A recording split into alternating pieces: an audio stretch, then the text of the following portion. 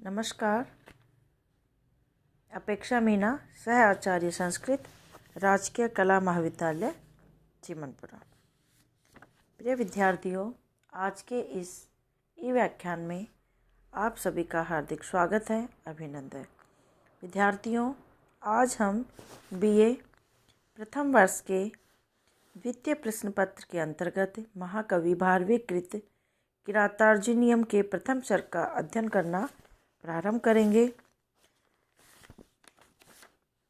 इससे पूर्व मैंने आपको किरातार्जुनीयम के प्रथम सर्ग के 40 श्लोक तक मैंने आपको अध्ययन मेरे द्वारा करा दिया गया था। आज हम उसी क्रम में आगे बढ़ते हुए श्लोक संख्या 41 से पढ़ना प्रारंभ करेंगे। बच्चों देखिए, श्लोक संख्या 41।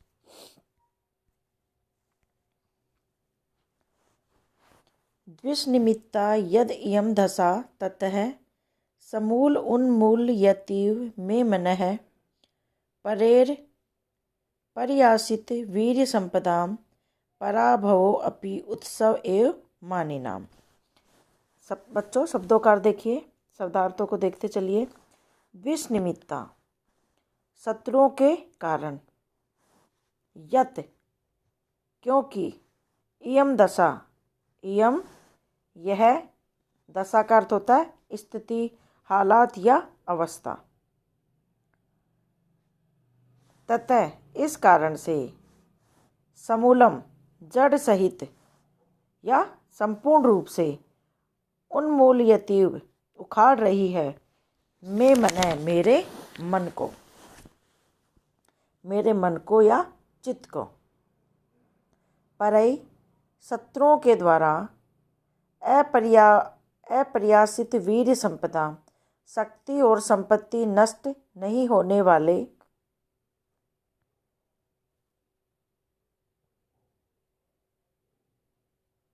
अप्रयासित वीर्य संपदा क्या अर्थ हुआ? शक्ति और संपत्ति नष्ट नहीं होने वाले।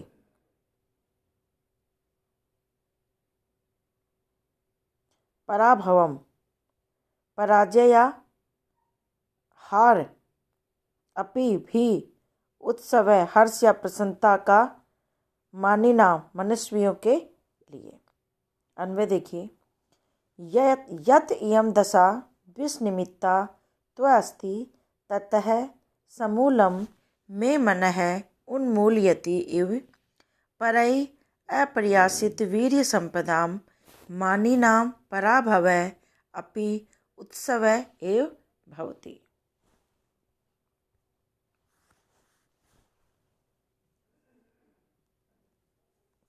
विपत्ति तो प्राणी मात्र में आती ही रहती है, यह सामान्य बात है, किंतु यहाँ द्रौपदी बता रही है कि चिंता इस बात की है कि यह आपत्ति शत्रुकृत है, देवकृत या भाग्य से आई हुई नहीं है।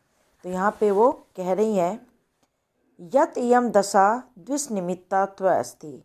हे महाराज, आपकी यह जो हालत, दशा, स्थिति जो है वह द्विषनिमित्ता, शत्रुओं के कारण ही ऐसी स्थिति में आज आप फंसे हुए हैं। ततः समूलम में मन उन्मूल्यति इव, इसी से मेरा मन उखड़ा हुआ सा जान पड़ता है, इसी से मेरा चित्त जो है वो जड़ सहित पूर्ण रूप से उखड़ा हुआ सा जान पड़ता है। परह अप्रयासित वीर्य संपदा मानिनां पराभव अपि उत्सव एव भवति।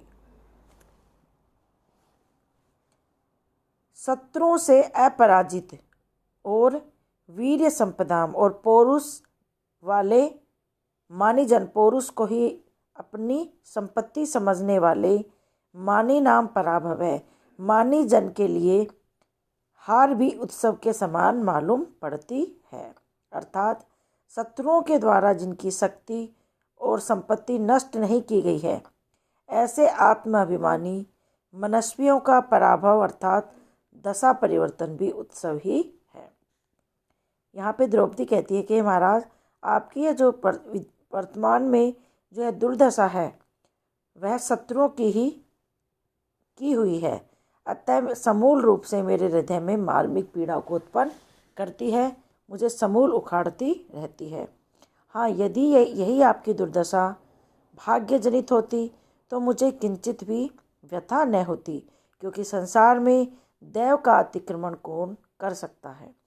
जिनकी शक्ति और संपत्ति शत्रु के द्वारा नष्ट न होकर भाग्य से नष्ट हुई हो, तो उनके लिए इस प्रकार की दशा का परिवर्तन भी एक प्रकार के उत्सव के समान ही होता है। प्रस्तुत पद्य में द्रौपदी के स्वाभिमानी व्यक्तित्व का संकेत मिलता है। वह कष्टों को देखकर व्यथित होने वाली सामान्य नारी नहीं है, अपितु उसके मन में तो यह मलाल है कि हमारी यह दशा शत्रुकृत है। अतः वह स्वाभिमान रक्षणार्थ शत्रुओं से बदला लेना चाहती है। परेर प्रयासित पद्यांश में यही बताया गया है कि यदि स्वाभिमान पर आँच न आए तो मनस्वी लोग देवकृत विपत्तियों को भी सहर्ष स्वागत करते हैं, उत्सव के समान ही उसको मनाते हैं। इस पद्य में अर्थांतरन्यास अलंकार है, क्योंकि सामान्य का विशेष का सामान्य के द्वारा कथन किया गया है। उन्मूल्यतिव में उत्प्रेक्षा अलंकार है। अगला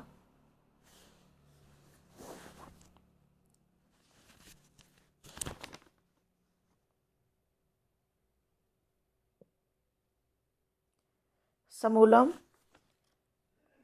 मूलेन स वर्तते इति समूलम द्विशत निमित्तम यस्या सा द्विशत निमित्ता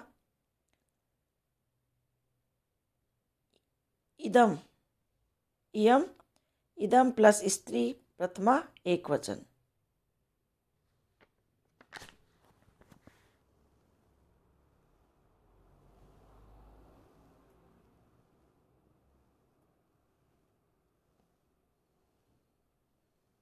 अगला देखिए,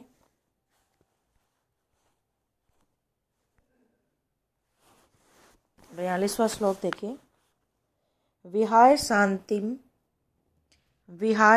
शांतिम नृप धाम तत्पुनः प्रसीद संदेहि बधाय विद्विषाम व्रजंती शत्रुन वधूय निहि स्पृहा समेन सिद्धि मुनियो न भूभृत।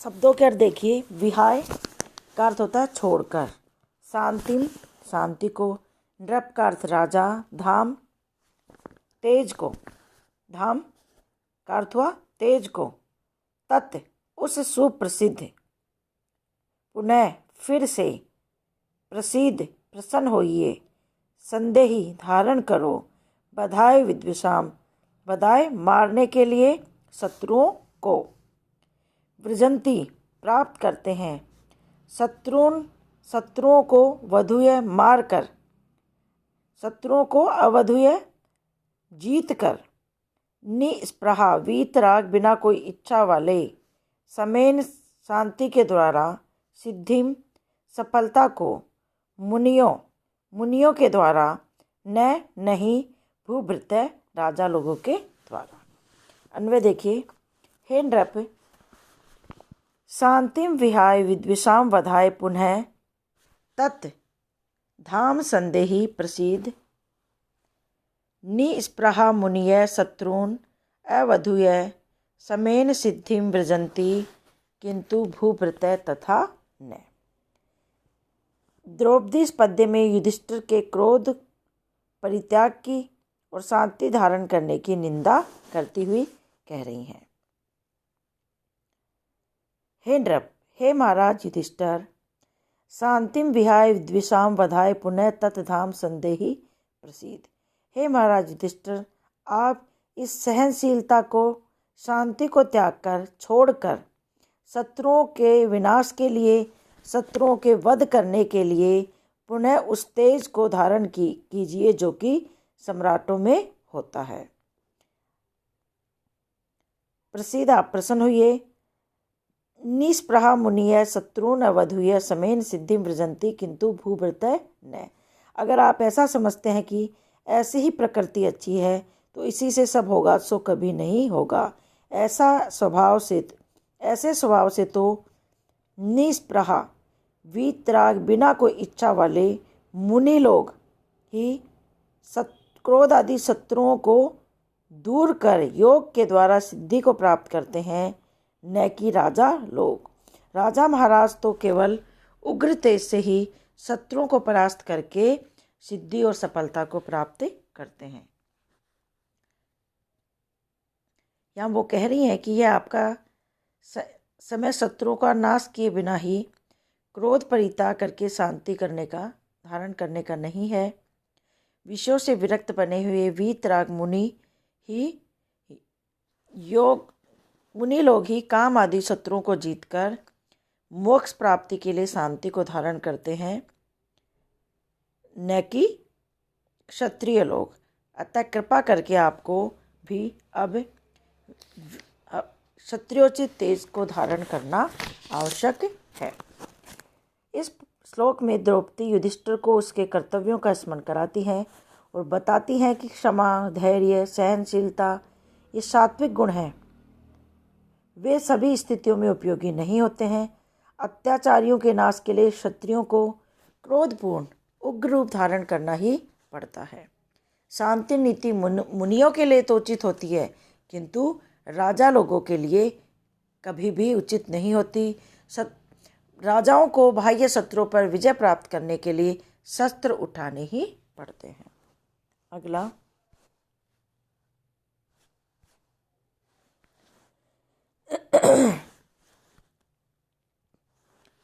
पुरःसरा धाम बताम यशोधनः सुदुः सहम प्राप्य निकारम ईदृशम भवादृशात् चेत अधिकुर्वते रतिं निराश्रयः हन्ते हता मनस्विता।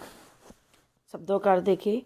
पुरःसरा आगे चलने वाले, धाम बताम प्रभावशाली या तेजस्वी लोगों में, यशोधना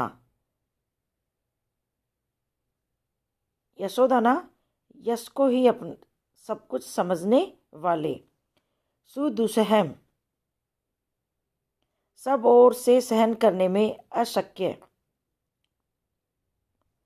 प्राप्य का अर्थ होता है प्राप्त करना, निकारम पराजय या अपमान को, ईदृशम इस प्रकार का, भवादृशा आप जैसे महापुरुष, चेत यदि, अधिकुर्वते स्वीकार करते हैं, रतिम संतोष को या प्रेम को, निराश्रया बिना आश्रय वाली, हन्ते हता मनस्विता हन्ते हाय महान दुख की बात है, हता मार दी गई है, समाप्त कर दी गई है, मनस्विता या स्वाभिमान की भावना।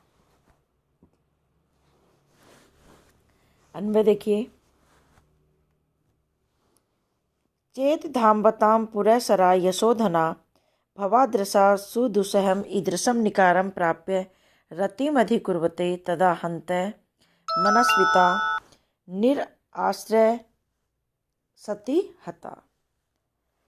प्रसंग चल रहा है कि असहनीय अनादर को प्राप्त करके भी संतोष को धारण करने वाले युधिष्ठिर के प्रति जो द्रौपदी है पुनः कह रही हैं कि चेत यदि धामवताम पुरःसरा यशोधना भवादृशा सुदुसहम ईदृशम निकारम प्राप्य रतिम अधिकुर्वते। यदि तेजस्वियों में अग्रगण्य, आगे गिनने योग्य, यश को ही परम धन समझने वाले आप जैसे महापुरुष इस तरह अत्यंत दुःसह दुख पाकर भी अगर शांति से बैठे रहेंगे तो हाय बड़े दुख की बात है। स्वतंत्रता विचारो, स्वाभिमान की भावना विचारी मानो निराश्रय होकर, निरवलंब होकर मानो समाप्त ही हो गई है। अर्थात असह्य अपमान पाकर भी धैर्य धारण करके बैठे रहते हुए युधिष्ठिर को समझाती हुई द्रौपदी कहती हैं कि आप जैसे तेजस्वी शूरवीरों में अग्रगण्य तथा यश को ही धन मानने वाले यशस्वी और क्षत्रित्व अभिमानी होकर आप यदि शत्रु द्वारा प्राप्त अपमान को सहन कर इसी तरह बैठे रहेंगे, उनसे बदला नहीं लेंगे तो दुख की बात है। कहना ही पड़ेगा कि वह बेचारी तेजस्विता अभिमानिता तो आश्रय रहित बनी हुई कष्ट नष्ट हो जाएगी। फिर प्राण परित्याग करके मौन की रक्षा कौन करेगा। द्रौपदी एक कुशल मनोवैज्ञानिक की तरह युधिष्ठिर के शौर्य एवं स्वाभिमान का प्रशंसापूर्ण उल्लेख करती हुई उसे अपमान न सहने के लिए प्रेरित करती है। प्रस्तुत पद्य में वंशस्थ नामक छंद है। अगला, अथ क्षमामेव निरस्त विक्रमश्चराय परयेषि सुखस्य साधनं विहाय लक्ष्मीपति लक्ष्मकारमुकं जटाधरः संजुहुदिह पावकम्। शब्दार्थ देखिए। अथ इसके बाद, क्षमा सहनशीलता को, एव ही निरस्त विक्रम है, निरस्त विक्रम है शौर्य से रहित, चिराय बहुत समय तक, परयेषि जानते हो समझते हो, सुखस्य साधनम सुख का उपाय, विहाय छोड़कर, लक्ष्मीपति लक्ष्मकारमुकम लक्ष्मीपति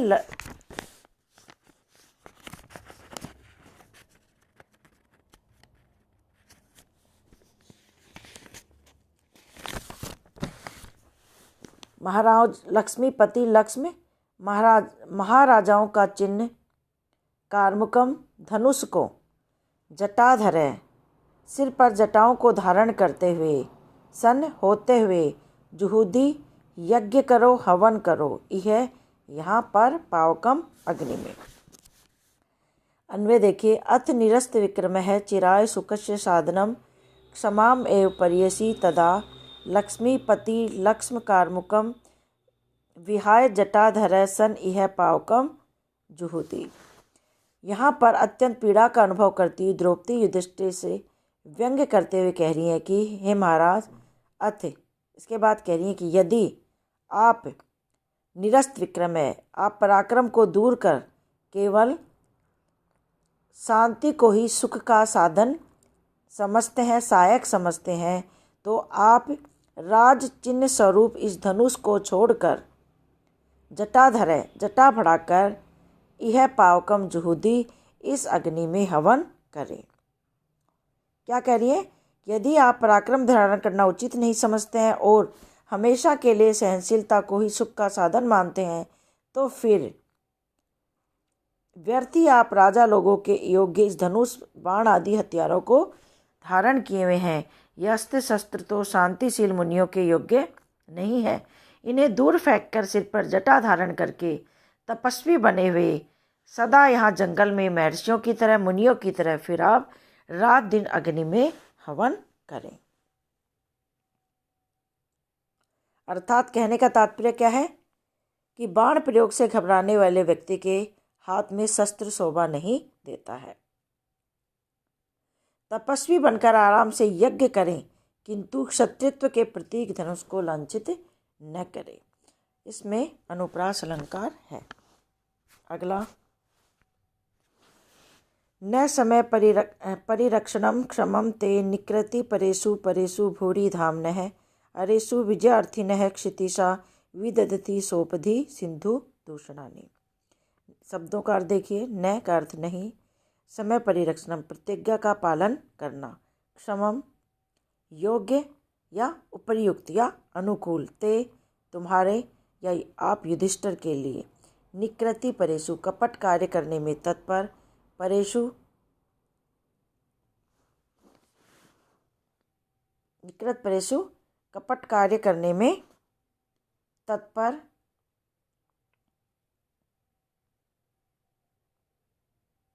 परेषु शत्रुओं में, भूरि धाम्नः बहुत अधिक प्रभाव वाले,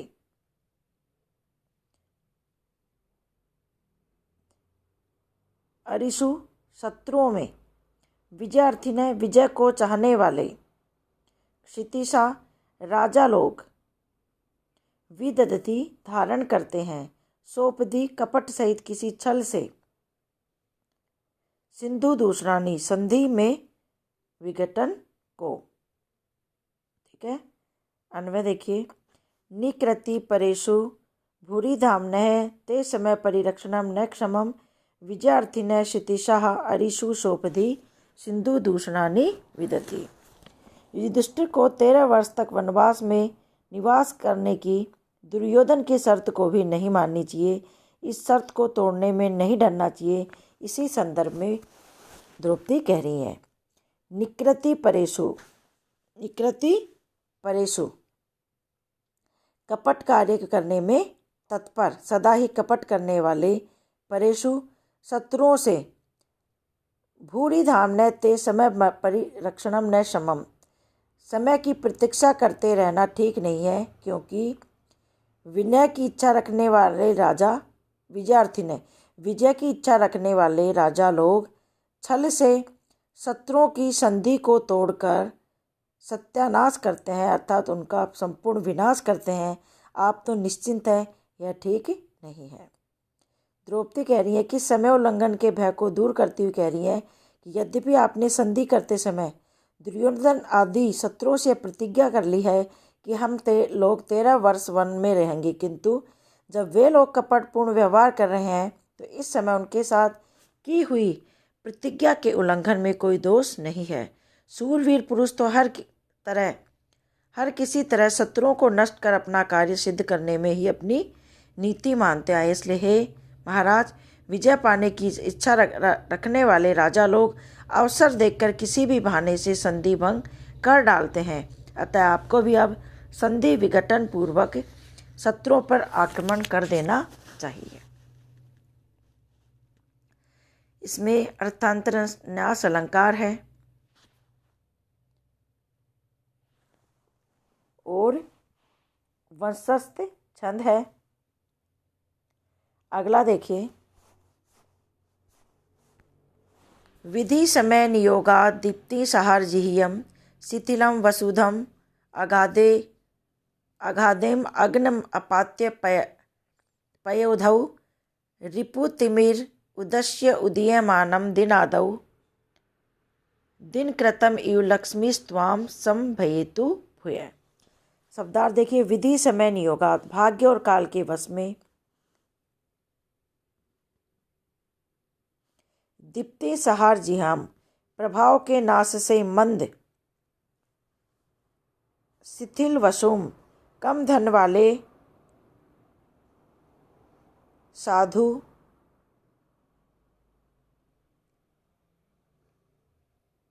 निर्बल कोमल या व्यर्थ, अगाधे गंभीर दुस्तर,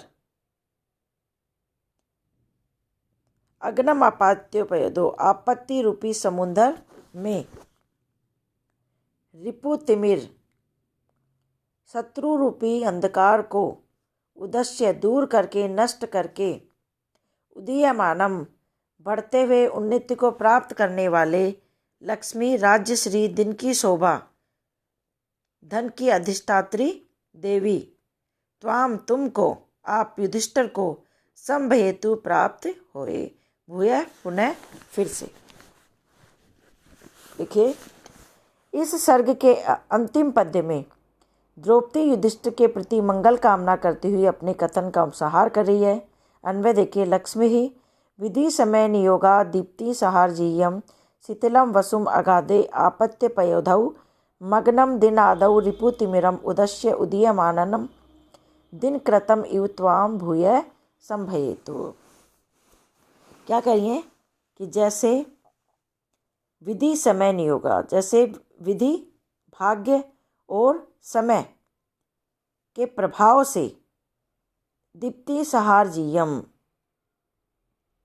कांति के नाश होने के कारण खिन्न और किरणहीन शाम को विपत्ति रूपी महासागर में डूबकर सुबह फिर अंधकार रूपी शत्रु को नष्ट कर उदय होते हुए सूर्य की शोभा अपनाती है, वैसे ही पहले जुए में दैव और काल की प्रेरणा से अपने विचार और तेज के अभाव से दुर्दशा को प्राप्त आपत्ति रूपी महाअर्णव में डूबे हुए फिर भी शत्रुओं को मारकर अभ्युदय की इच्छा रखने वाले आप युधिष्ठिर भूय संभयेतु राज्य लक्ष्मी को पुनः प्राप्त करें। प्रस्तुत पद में द्रौपदी युधिष्ठिर की रात्रि में शोभाहीन सूर्य से तुलना करते हुए कह रही हैं कि वनवासी राज्यहीन युधिष्ठिर विपत्तिग्रस्त है, किंतु वह मंगल कामना करती हुई कह रही है कि जैसे रात्रि के बाद पुनः सूर्योदय होता है, वैसे ही युधिष्ठिर का भी भाग्योदय होगा, वह भी पहले के समान श्री संपन्न बन जाएगा। सर्ग के अंतिम पद में लक्ष्मी शब्द का प्रयोग मंगल सूचक है। इस पद में उपमा अलंकार भी है। सर्गांत में मालिनी छंद है।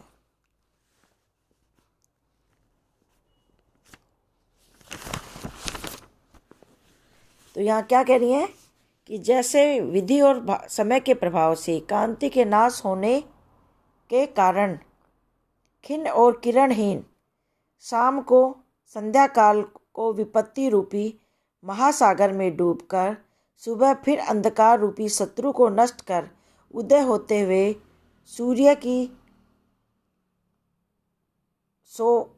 को शोभा अपनाती है, वैसे ही पहले जुए में दैव और समय के प्रेरणा से अपने विचार और तेज के अभाव से दुर्दशा को प्राप्त आपत्ति रूपी महाअर्णव में डूबे हुए फिर भी अपनी शत्रुओं को मारकर अभ्युदय की इच्छा रखने वाले हे महाराज युधिष्ठिर, आपको राज्य लक्ष्मी फिर से अपनाए। तो हमारा जो किरातार्जुनीयम का प्रथम सर्ग है वो इस अंतिम पद्य के साथ ही समाप्त होता है।